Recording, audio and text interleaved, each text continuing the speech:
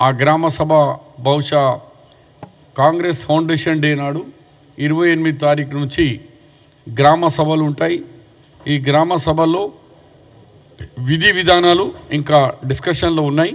కానీ డేట్ మాత్రం 28 డిసెంబర్ నుంచి ఈ మిగిలిన గ్యారంటీల స్కీమ్లో మహిళలకు 2,500 రూపాయలు, ఆసరా పెన్షన్కు 2,000 నుంచి 4,000 రూపాయల పెన్షను, అలాగే నూతన రేషన్ కార్డ్సు మరియు హౌసింగ్ స్కీమ్. హౌసింగ్ డిపార్ట్మెంట్ కూడా వెరీ సూన్గా కొత్తగా మళ్ళీ ఎస్టాబ్లిష్ చేస్తున్నారు. దాంతో సహా ఈ స్కీమ్కు ఒక ఫార్మేట్ ద్వారా 28 తారీఖు నుంచి అన్ని గ్రామాల్లో ఈ అప్లికేషన్ తీసుకున్నాడు.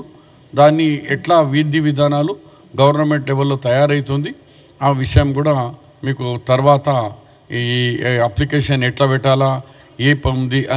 500 రూపీస్ గ్యాస్ సిలిండర్, ఆ గ్యాస్ సిలిండర్ కూడా అదే అప్లికేషన్లో ఉంటాయి. అంటే 5-6 ఐటమ్స్ అన్నీ కూడా మా గ్యారంటీ స్కీమ్స్ అన్నీ ఒక గ్రామ సభ పెట్టి డిస్క్రిమినేషన్ లేకుండా ప్రజలతో డైరెక్ట్గా ఎవరు ఏంది అని గతంలో కూడా గ్రామ సభలు కాంగ్రెస్ పార్టీ పెట్టి ఇచ్చింది. సాచ్యురేషన్లో మేము ఇచ్చినాం, అప్పుడు రేషన్ కార్డ్స్ సాచ్యురేషన్ పద్ధతిలో ఇచ్చినాం. ఇందిరమ్మ ఇల్లు సాచ్యురేషన్ పద్ధతులు రేషన్ కార్డ్స్ పెన్షన్స్ ఇచ్చినాము. అదే విధానాలు ఓల్డ్ సిస్టమే మళ్ళీ గ్రామాల్లోనే కూర్చొని గ్రామాల్లోనే అప్లికేషన్ తీసుకొని అక్కడనే మరి ఇన్ఛార్జ్ మినిస్టర్స్ ఉంటారు, కలెక్టర్ ఉంటారు, డిస్ట్రిక్ట్ అడ్మినిస్ట్రేషన్ ఉంటారు.